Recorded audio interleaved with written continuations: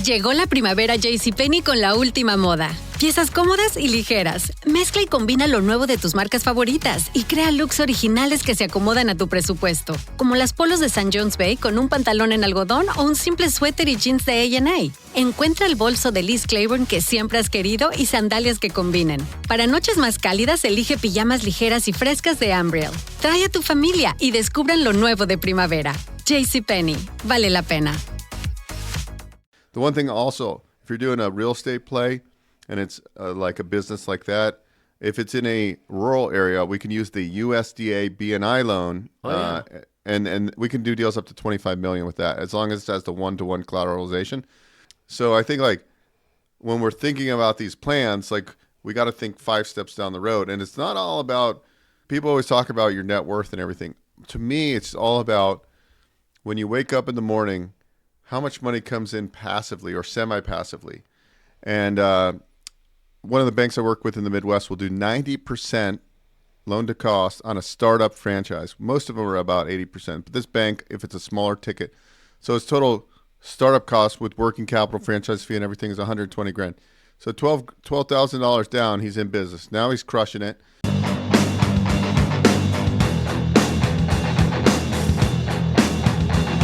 Hello and welcome to the How to Exit podcast, where we introduce you to a world of small to medium business acquisitions and mergers.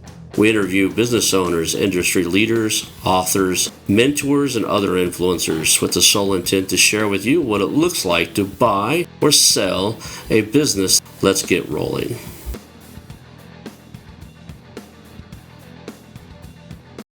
And now a moment for our sponsors. This episode of How to Exit is brought to you by Final Ascent, the boutique M&A firm helping lower middle market business owners achieve their ultimate exit. At Final Ascent, they know selling your business is one of the biggest decisions you'll ever make, and they've been in your shoes. Their team isn't just made of advisors. They're experienced business owners who have successfully navigated their own exits. Final Ascent specializes in preparing businesses for sale, building value, and connecting with a national network of qualified buyers who will compete for your business. They don't take on a client unless they're confident they can sell your business at the current market maximum value. Whether you're ready to sell now or planning for the future, they'll craft a roadmap tailored to your unique goals so that you can walk away with maximum value and a peace of mind. Start your journey today at Final Ascent. That's www.finalascent.com, because your next chapter starts with a successful exit. I want to highly recommend you get Acquisition Aficionado magazine. Every month, Acquisition Aficionado magazine brings you tactics for business buying and selling you won't find anywhere else. Learn firsthand from industry leaders who share their success stories, featuring in-depth interviews and stories from leading figures in the business acquisition industry. This multi-platform mobile magazine speaks to acquisition entrepreneurs wherever they are in the journey. And I want you to visit acquisitionaficionado.com today. Hello and welcome to the How to Exit podcast. Today I'm here with Beau Eckstein. He is a business coach. You've done all kinds of stuff, man. SBA lending, real estate, helping people find the right business and find, a path to freedom from the 9 to 5. I'm really looking forward to this conversation today. Thank you for being here.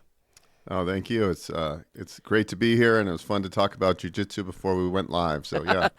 Yeah, I'm a little old now and way overweight to be on the mat, but my children are into it. They just got back into it. My son trained for 4 or 5 years when he was young, but we traveled around a little bit, and we just found a great school. So my 9-year-old daughter and my son are both involved now, so it's fun. It's good experience for them to have. So I want to get started with your origin story. Kind of how did you end up in this business buying coach, role that you're playing now? You've got you and I have some similarities in background. I have a real estate background. It sounds like you do too. And let's just go from there. What's your origin story? So it all started back in high school. I was a terrible student. I didn't open any books. Actually, in elementary school, I was diagnosed with a learning disability, so I just thought I was dumb. So, but in high school, I was like, well, what do I want to do when I grow up? I always had a vision of either being in law enforcement or being in real estate. And so I chose real estate because I was going to go into the military. I was getting pretty close. And then I said, I'm not cut out for the military. So I happened to meet a guy at the gym. We worked out together, and he was in the mortgage business. So at 20 years old, I started working as a telemarketer for a residential mortgage company. I quickly ended up getting my license and then saying, hey, I'm on the phone. I give good phone. I'm a great building rapport, and I'm giving these guys all these leads. So I ended up getting my license in California, and I brokered a lot of conventional financing loans. And then in 2005, a guy I worked with said, hey, let's open the first branch in Nevada. So I moved to Lake Tahoe at the time. I lived in Incline Village, and that's a very expensive area for those that don't know. It's where the billionaires kick out the millionaires. And I was a 20-something-year-old kid, and I started buying a lot of real estate. And I thought I was really smart because I could get 100% financing on all these properties. All of a sudden, the end of 2007 rolls around, and 2008, and I'm like, the mortgage business froze, right? Like nobody could make loans anymore. The subprime market collapsed. All these rental properties I had were not cash flowing. I was speculating. And I remember calling my mother going, Mom, I'm screwed. I've got tons of credit card debt. And she's like, just move home. So I sold what I could. I got foreclosed on, ran away from a bunch of credit card debt. I probably should have filed a BK, but I wasn't smart enough back then to do that. Anyways, I moved back to the Bay Area where I grew up, and was like, what am I going to do? I don't have a college degree. All I know is mortgage and real estate. And so I decided to start selling real estate. And then a gentleman that I used to work with years ago, I ran into him, and he's like, I'm part owner or a co-fund manager of a hard money fund, and we do fix and flip loans. And this was before all the institutional private money was out there doing these fix and flip loans. So I started originating loans for this fund, and I loved it. And then from there, I was like, well, if these guys can flip houses, I can flip houses. So I had like a 500 credit score at the time and no money. So I partnered with the money guy. I partnered with a contractor. I would find and orchestrate the deals, and we'd flip properties. And then I started doing better and better. And I used to run a real estate investor club. So I would have deals coming to me. I was always one to learn. I started to realize that actually I'm a really good student. I just have to learn. I have to study stuff that I want to learn. And then I got into commercial. I got kind of burnt out of the fix and flip, and it's a kind of a dime a dozen type of business in my mind. And it's just like a volume. It's like there's no thought process in it anymore. And so I got into doing commercial loans, multifamily, construction. And through that, I found SBA financing about 8 years ago. And I self-taught myself, and I joined the National Association of Government Guaranteed Lenders. I've been through a lot of their training courses. I'm in a roundtable of SBA loan brokers. I'm really kind of self-taught. I figured out how to place deals because SBA doesn't make the loans. They guarantee a portion of the loan. But SBA, well, the reason I love it is because it's like it's the best loan product out there if you understand how to use it to create wealth.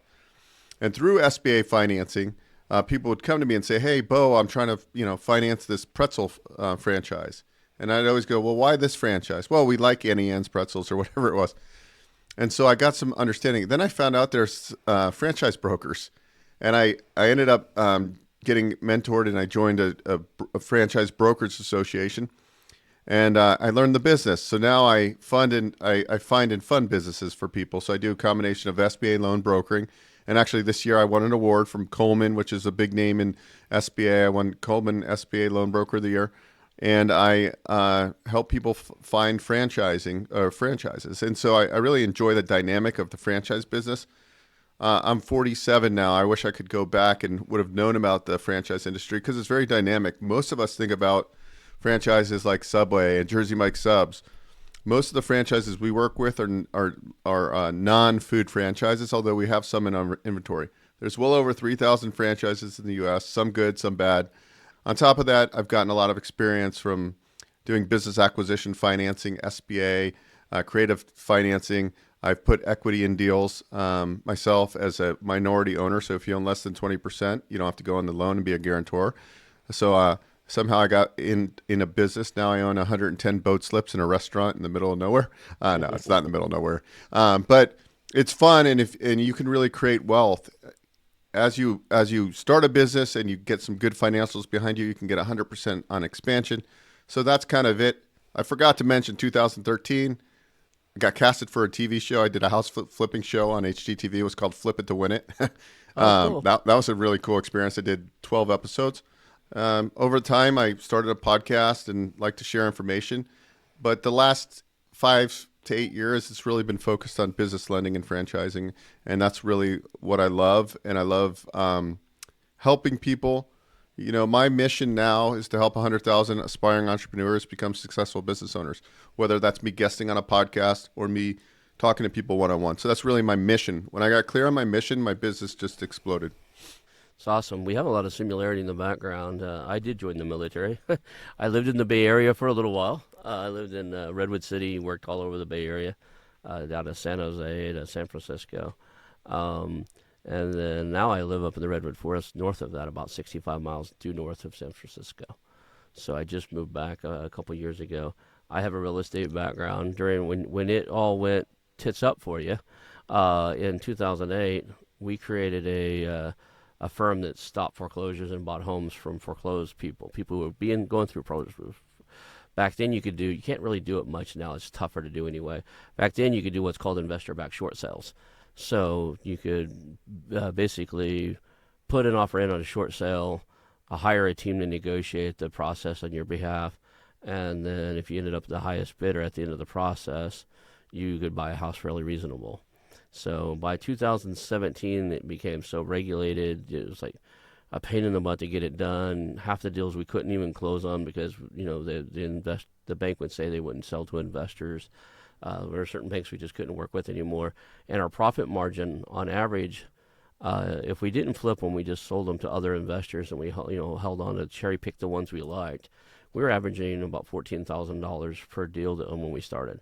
So, we did hundreds of houses. I won't say the exact number, but we did quite a few in that time frame. We had a huge operation. By the end, it was like, I want to say it was like $4,000, just shy of $4,000 per transaction. And you put all the man hours it took to do a short sale. It could take 6 months to 18 months to do one, and the number of team members and stuff. I think we boiled it down to it was making $20 an hour. All right, and we were paying some of the people, some of the stuff more than that. Some of it just wasn't worth it. I could go be a door greeter at a Home Depot for $20 an hour and have a lot less risk. So I ended up selling that or transferring that to my business partner. He wanted to keep running it. I did my own thing. And then I got into this space after the real estate thing. I still own some real estate, but it's a minority thing now. Very cool. Yeah. I just sold. I had a bunch of houses in Indiana because I've tried everything, flipping houses, and then I'm like, got the bright idea to buy houses in the Midwest because it was so cheap. But then you're like, well, it doesn't really make sense because cash flow is really a myth when you're buying houses that are built in the early 1900s, right? Even when you rehab them, you have so much capex. So I'm like, okay, I got them so cheap and I sold them, made a profit. But really now I want to own stuff that's closer to me unless it's a bigger deal where I'm an LP or, somebody else is running the show. So that's my forte. And I feel like if cash flow is your objective, then business ownership in some capacity is a better way for cash flow. Well, real estate is where you park your money for that long-term wealth creation. Yeah, there's some great tax benefits and stuff, and I wouldn't mind if I went back into it. I'd do what you have right now. I would do, I call them mobile trailer parks, right? Marinas and mobile home community and stuff like that. The cash flow is insane. Still get a lot of the tax benefits and stuff like that. So that's where I would maybe even.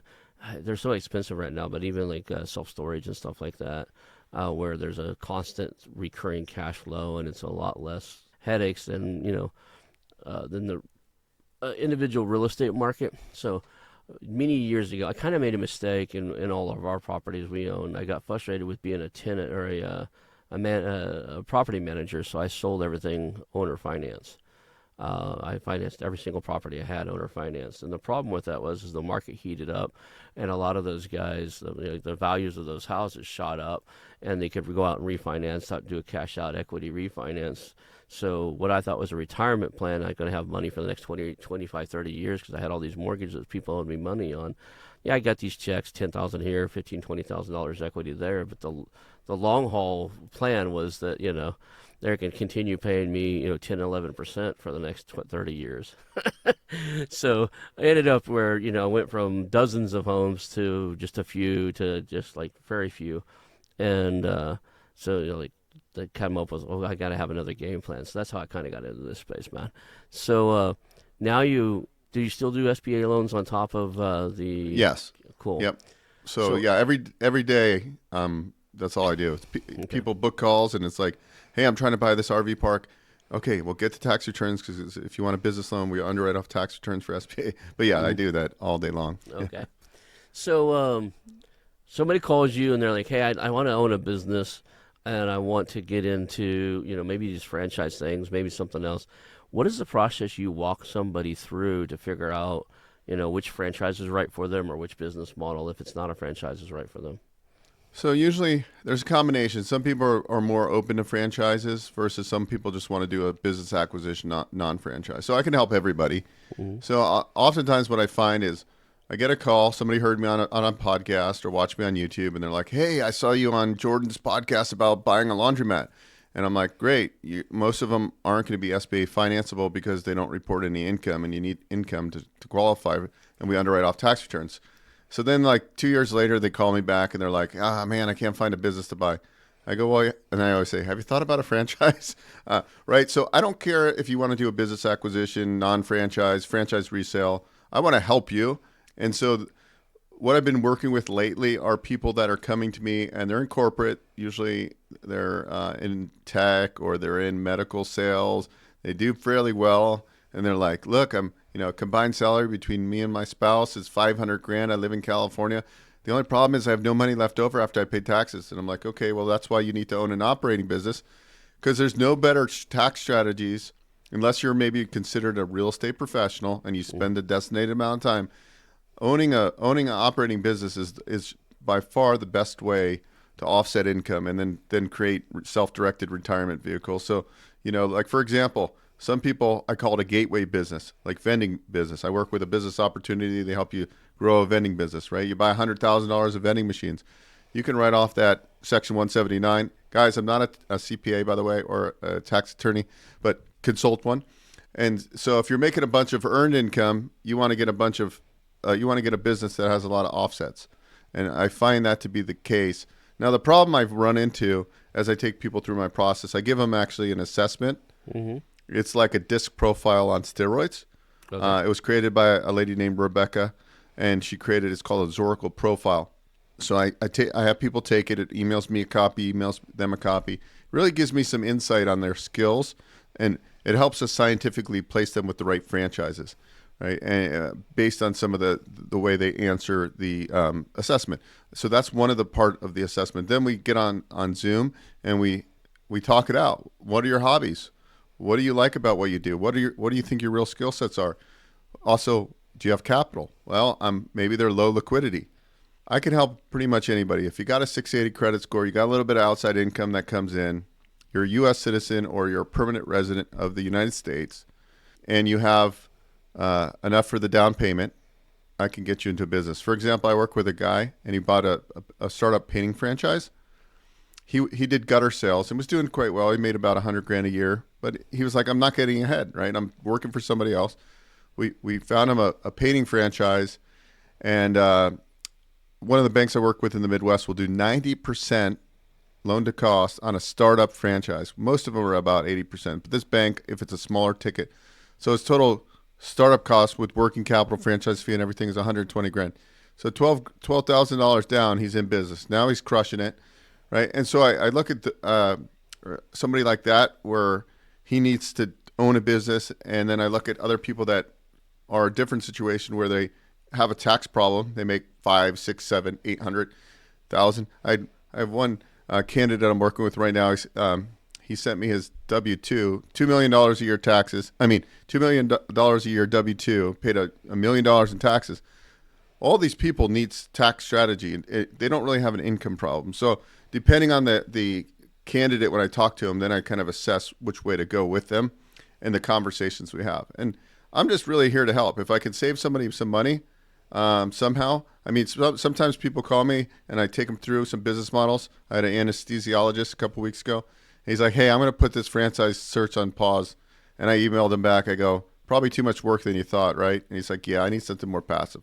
So, the next phase of my business, which is going to be all about helping people on that spectrum, because that's how I've grown my business. Like I learn about something and then I help. And then I have all these people over here that's saying, hey, Beau, we need something to offset income, like earned income. So that's going to be something, and I'm developing that business right now, which is called offset income, which will help those type of people.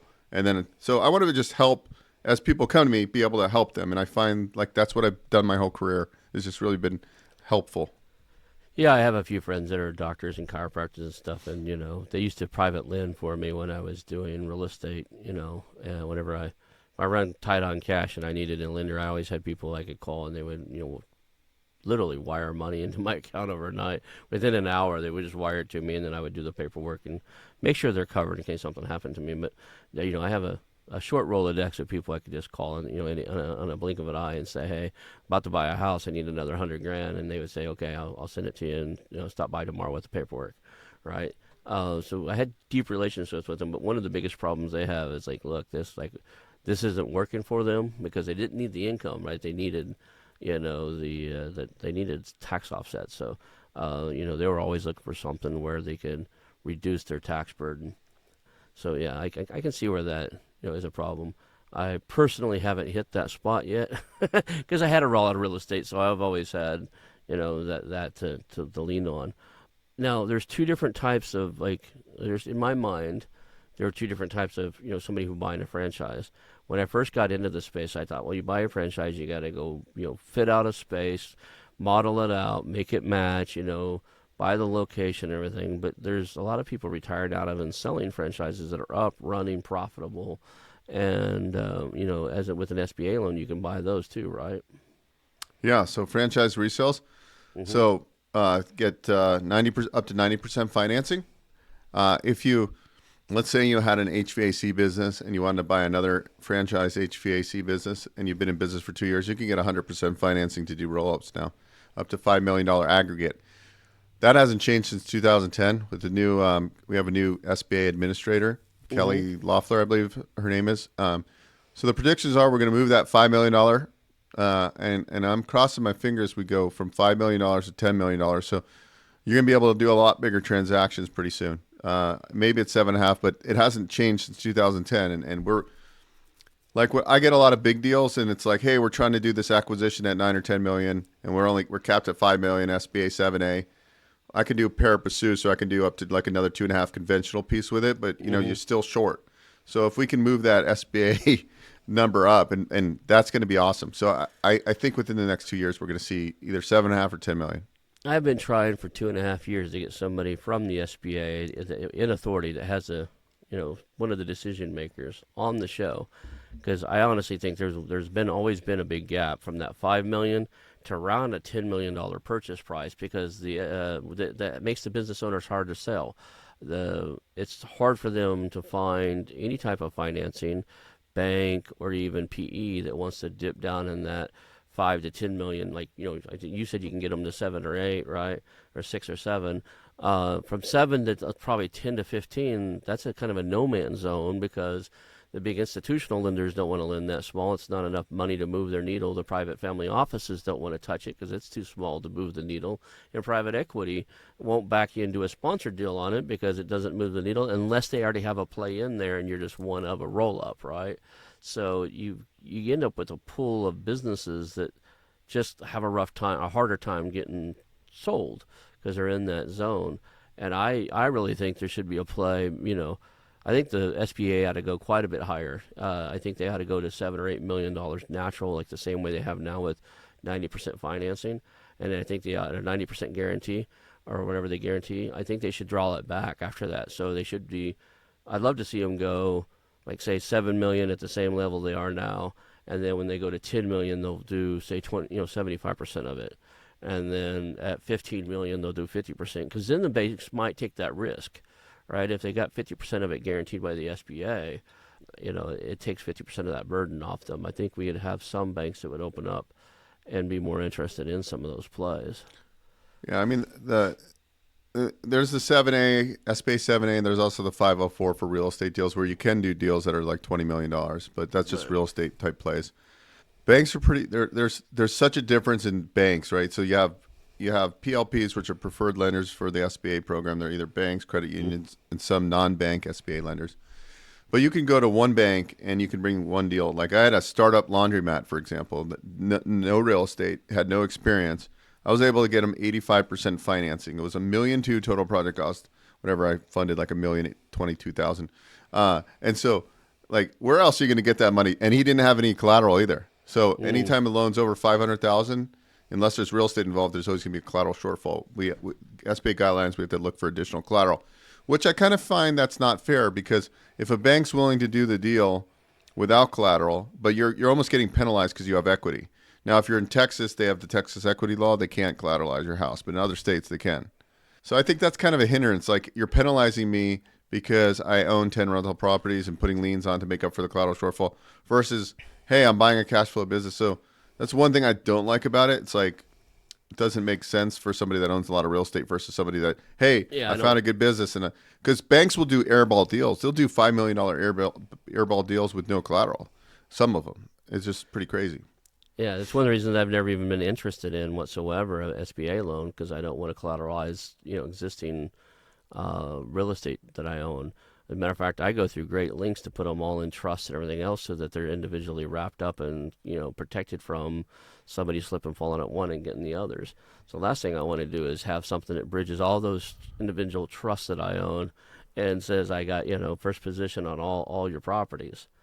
Well, if you buy like an RV park, as long as your loan amount's under 85% of the stabilized value, there's never going to be a collateral shortfall they won't go after. Or if you do a 504. So I personally like businesses with real estate because I like real estate. I like businesses. So self-storage, RV parks. I'm working on a deal right now, and it's an RV park that's like been kind of abandoned, and the guy's not running it.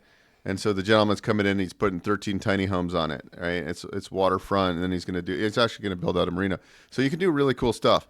The one thing also, if you're doing a real estate play and it's like a business like that, if it's in a rural area, we can use the USDA BNI loan, and we can do deals up to $25 million with that, as long as it has the one-to-one collateralization.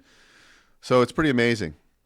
On the USDA, I have a friend that used to do that for assisted living facilities. He would, a lot of people want to set up assisted living facilities out where it's beautiful, so the USDA loans would be appropriate, right? So near a lake or near a view of some sort. And he helped facilitate those loans. And so I know a little bit about that realm. What's the credit score for something like those products? Rule of thumb, 680 or better. 680 or better.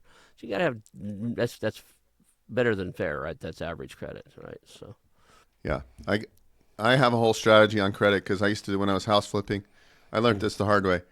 Of course, I thought the rehab budget was going to be $50,000. It ended up being $100,000, right? And I'm like, I don't have the cash right now, so I use my personal credit. What happens? Your scores go down. So I strategize now. I have multiple LLCs with multiple credit lines. I charge those up. Those don't show up on my personal credit. Time and time again. Actually, I was on a call this morning with a chiropractor, and he's like, "Yeah, I have like my scores got down. I'm down to like a 618 because it's all utilization." And I sat him down. I'm like, he's like, "I'm kind of stuck." I'm like, "Okay, well, here's how we'll fix it. We're going to do like a revenue-based loan on your chiropractic business. We'll pay down your personal credit. We'll get your scores up to 740. Leave them at 740. Play the game. Keep your credit pristine, because then people want to give you money. People want to give money to people that don't need it, right? And that's the kind of the key with the credit too. Nobody wants to feed the needy.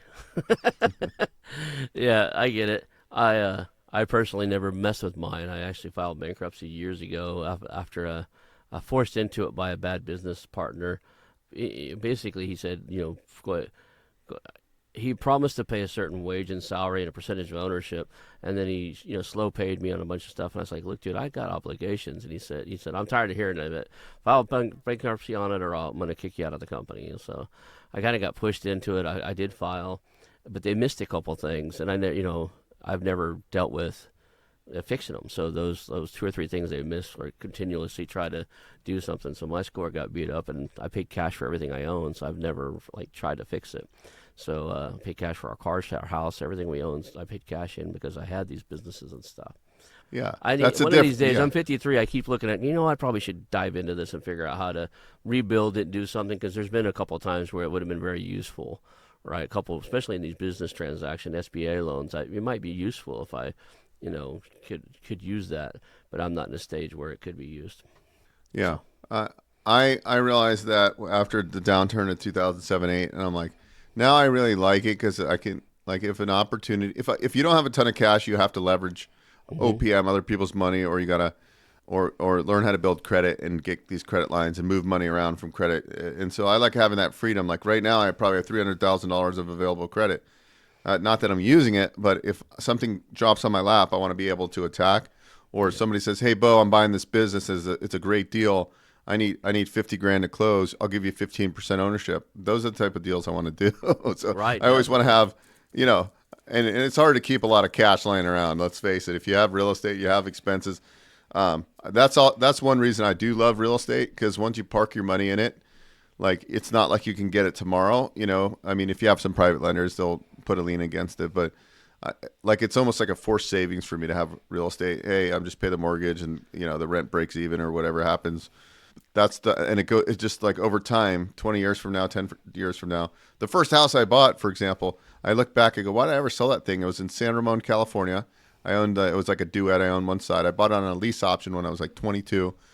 And it was a sweet deal. I bought it. I think my price was 325. It appraised at 375 a year later when I exercised my lease option. And so I made 50 grand, of equity.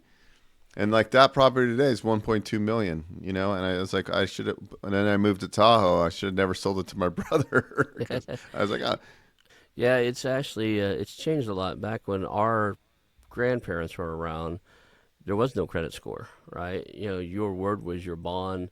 Your family's word, your family's integrity is what the bank leaned on. So, which was good and bad in things. If you had if you got unlucky and ended up in a family with financial issues, your bank wouldn't trust you because your family was no good at managing money. And the way they looked at it is, you're going to learn your skills from them, right?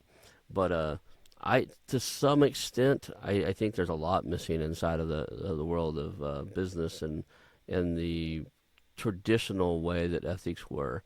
A person's word was their bond. It's changed. A lot of people these days. I ask people all the time, if we sit here talking and you make a promise to me, who's responsible for fulfilling the promise or making sure it happens, right? And they get it wrong 95% of the time.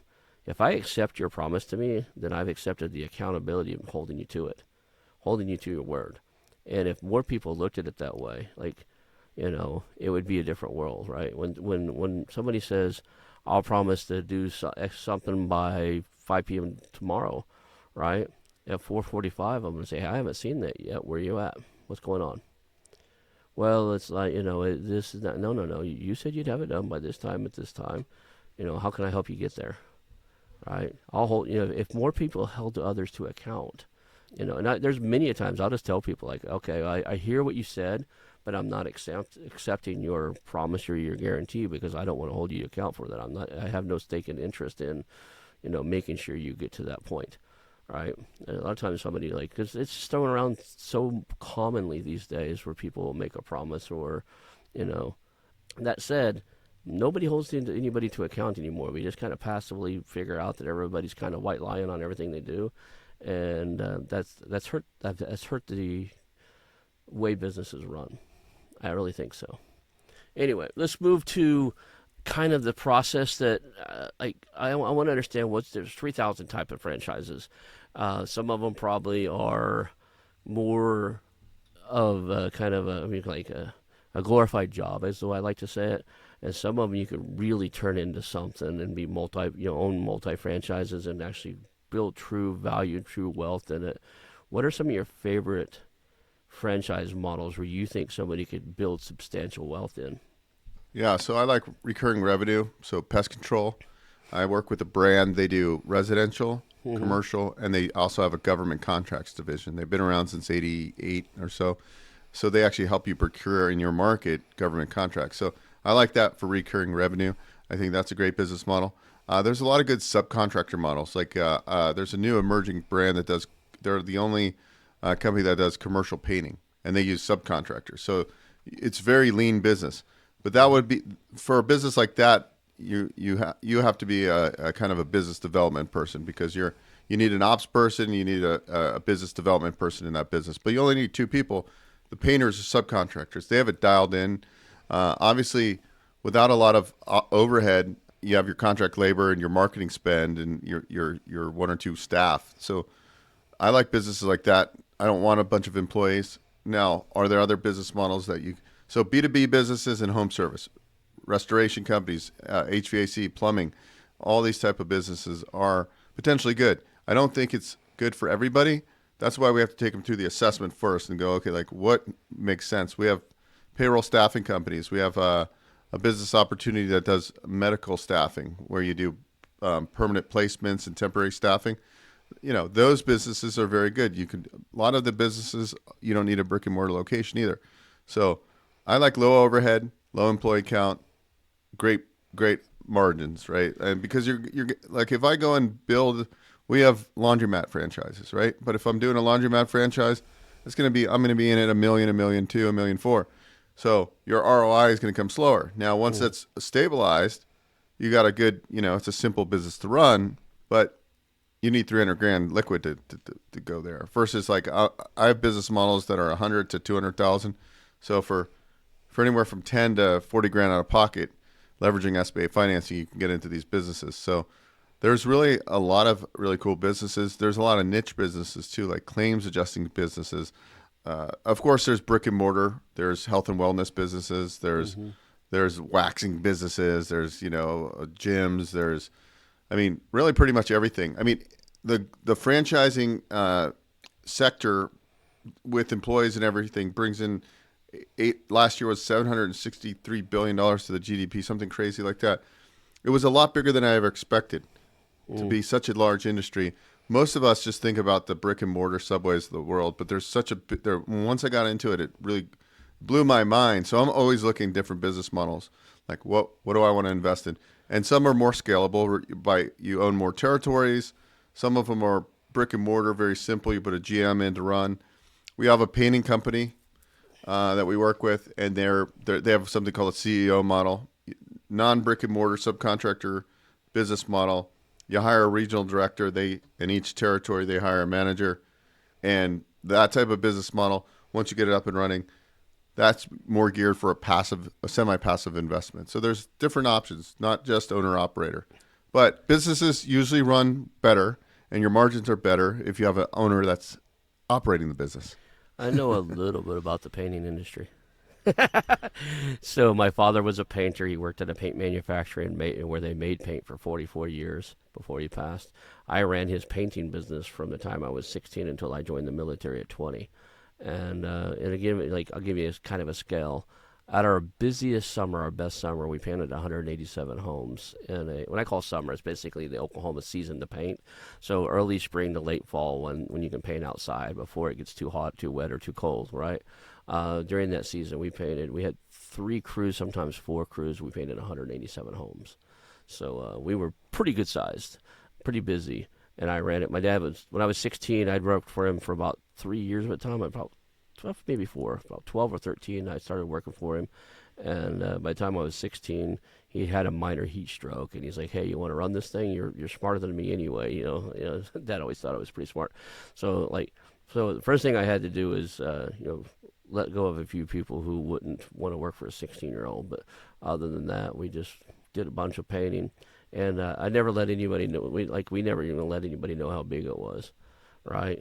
We would even the crews didn't know that there were 3 or 4 other crews sometimes. They worked on their crew, they did their houses, and we kept it like that.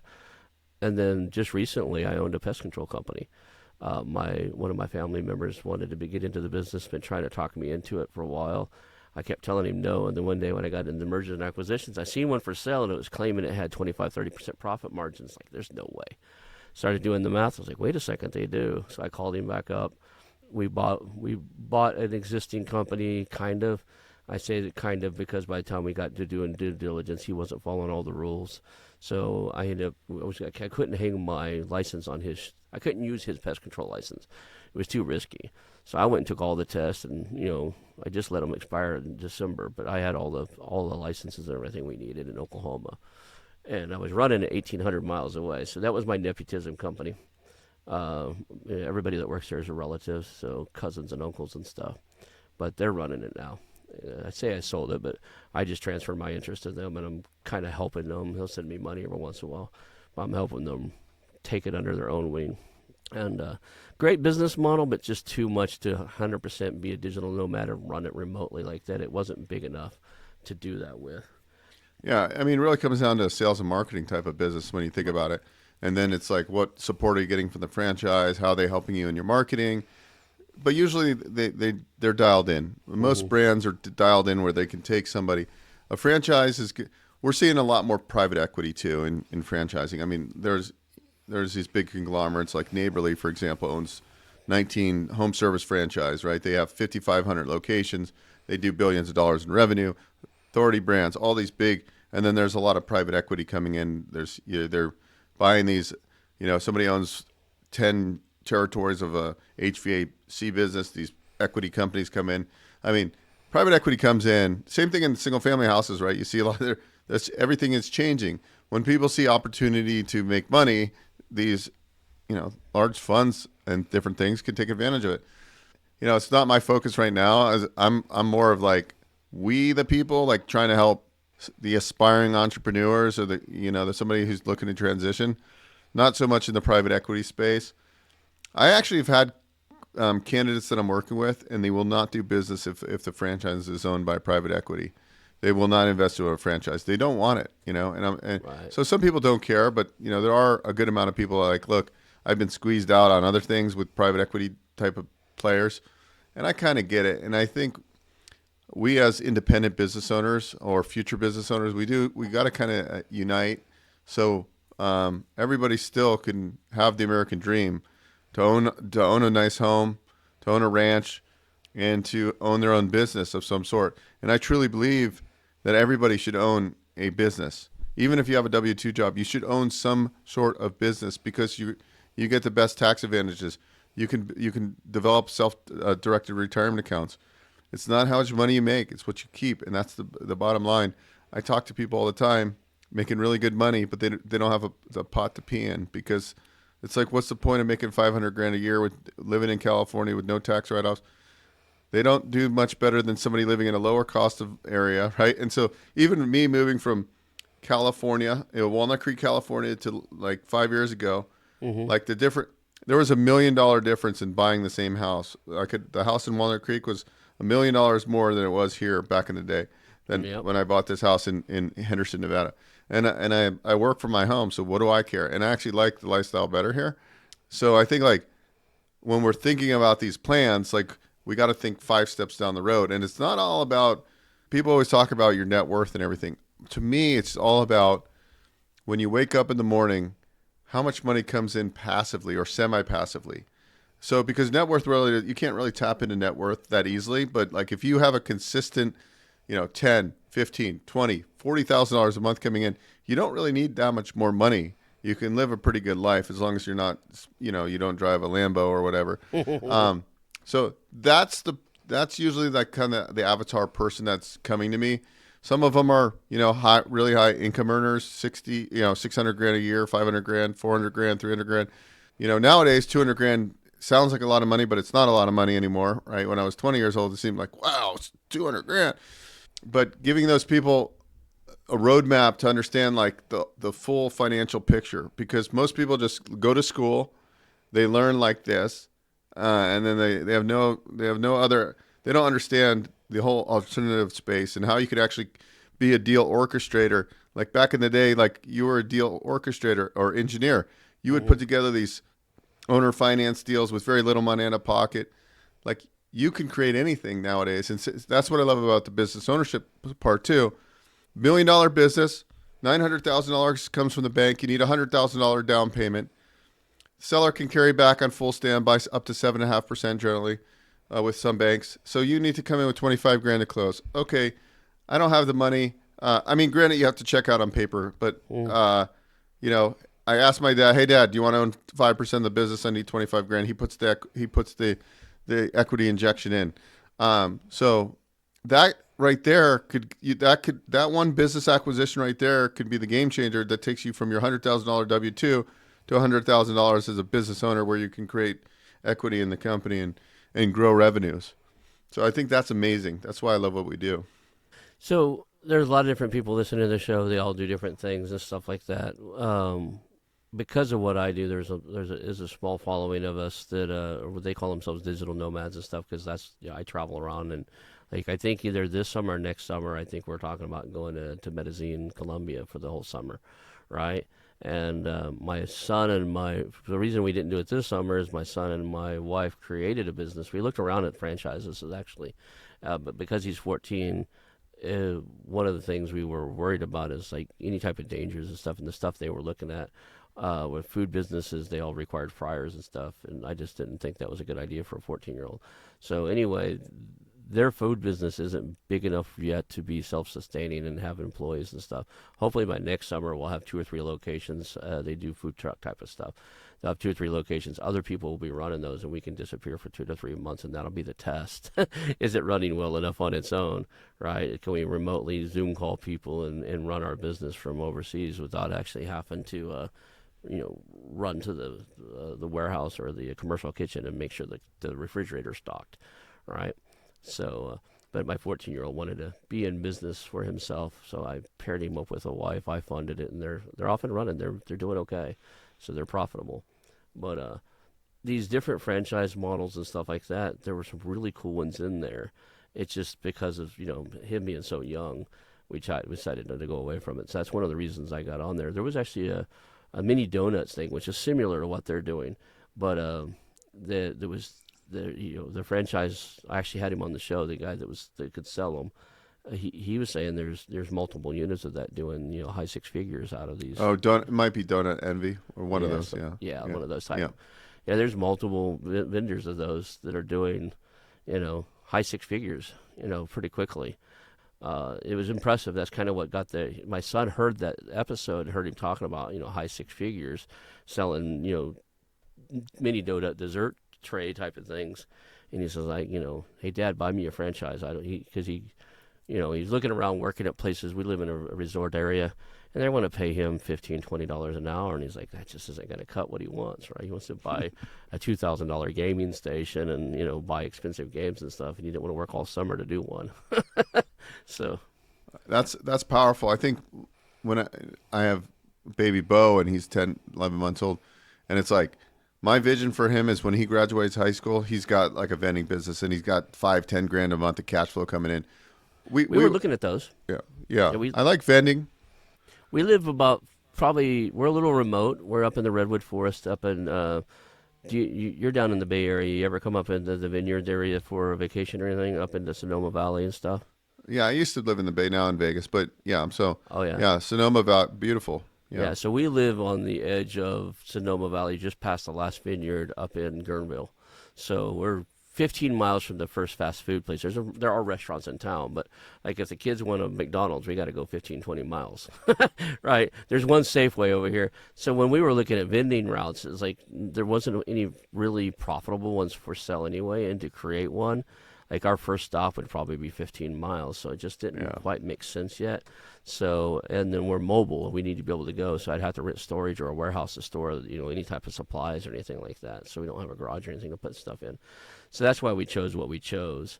And to be quite honest, in the studio, if I turned the camera a little bit, you'd see all their cookers and all their equipments on a big pallet rack type of shelf they stuck in my studio. That said, but I just want to see, different things. I would love to see this thing take off, what they're doing, and we franchise it out, and we actually go through that. I know it's expensive. I've priced that out. It could be $150,000 to do all the legal fees and set up a franchise, especially here in California. But at some point, I'd like to see that, like where we franchise it out, other people own. It's called Miss Pearl's Pancake Paradise. But we created really cool logos and brands, and really did that. I'm a marketing nerd, so I set them all up with they're in full logo gear, hats and T-shirts. People ask us all the time where we got our franchise because it's all professional looking. So awesome! I love that. I love what you're doing with your family. Yeah. I love, that's inspiring for other people to like I want to go spend months in Mexico because my wife's from there and we got all of her family there, and it's like just being that free where you're not being able to run businesses. Like my business can really run with me if I'm on a computer. That's all I do all day. Right. So I can really move anywhere. I don't like to travel that much, to be honest. I like my house, and I'm just very regimented. I like gym in the morning and like this and that. But I think if I built out like an RV and I had my mobile office in there, that'd be a lot of fun. But I like the area you're living in now. It's a beautiful area. I'm looking at buying a second home somewhere, and but I want something driving distance to me here in Las Vegas. So I'm like looking at Lake Havasu because it's only 2 hours. Yeah, I know where that's at. Yeah, from here. So I don't know where, but it's too hot. It gets hot as heck there. So Yeah. I don't know. I'm already in the desert. Do I want to buy another desert house? I don't know. Yeah, I'm not a big fan of the heat. That's one of the reasons I like it here. Yeah, if it gets too hot during the summer, the ocean keeps the air cool. So if it hits 90 here, there's only like 1 day a week or 2 days a week. I mean, of summer, maybe 2 or 4 or 5 maybe. There's very few days of the summer where it gets in the 90s. I can literally get in my car, drive 12 miles. We're 12 miles to the ocean, and the temperature drops 20 to 25 degrees because that ocean water comes from up north, and it's 50 degrees no matter what.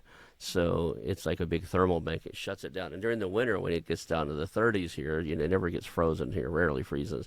But when it's 35, 40, it'll be 50 or 60 over there because it brings the temperature up. So, a lot of times we just drive to the coast, drive up Highway 1 and stuff. So we're running out of time here. Let's talk a lot about how people work with you. It sounds like you told me, let's talk about the book you've got coming out, what it's. I think you're doing some pre-sales. Let's start with the book. Tell us about your book. Okay, so the book is called Paycheck to Freedom. We have pre-sales on Amazon. You can go there. I'm building out my website. The book gets launched March 31st, I think. But it's called Paycheck to Freedom. Co-author is Tom Wheelwright. He's actually Robert Kiyosaki's CPA, and they've written a lot of books together. That's another story on how we connected, but he was inspired by my mission of helping 100,000 aspiring entrepreneurs become successful business owners. So that's coming out. That's my first book. So I'm super excited about that. But generally, I don't really have anything at this time to sell anybody, but I do offer consultation calls for people. If you want to own a business or you need SBA financing, then you'd probably want to talk to me. And you just go to bookwithbeau.com, and Beau is spelled B-E-A-U, bookwithbeau.com. Go there, schedule a meeting.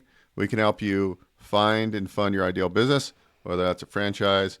We could talk to you about SBA financing and a lot more. But thank you so much for having me on the show. It's been a blast. Sounds like you can help with the SBA financing. You can help with some traditional stuff. You can help with real estate, type of related, real estate related RV parks, mobile home communities, that type of stuff, and even help with somebody who find something a little rural, the USDA loan process, which that's a process in itself. I have a friend who specialized in it, and that's I think it's probably tougher to get that USDA loan underwritten than it is the SBA loan. But if you've got that experience, it sounds like you've got the great toolbox for people if they want to do this to figure out, not only help them figure out what it is they want to own, but help figure out how they're going to get the acquisition done. Well, thank you for being here. Hang out for a couple minutes after. We'll call this a show. And thank you again. Thanks. Sponsored by Dudilio. Buying or selling a small business? Assembling the right team is essential, and that's where Dudilio comes in. They work with individuals, independent sponsors, family offices, private equity firms, and small medium businesses, helping you build the perfect deal team for every stage of your acquisition or sale. And the best part, Dudilio's matching service is completely free. Visit Dudilio.com today and assemble your winning deal team.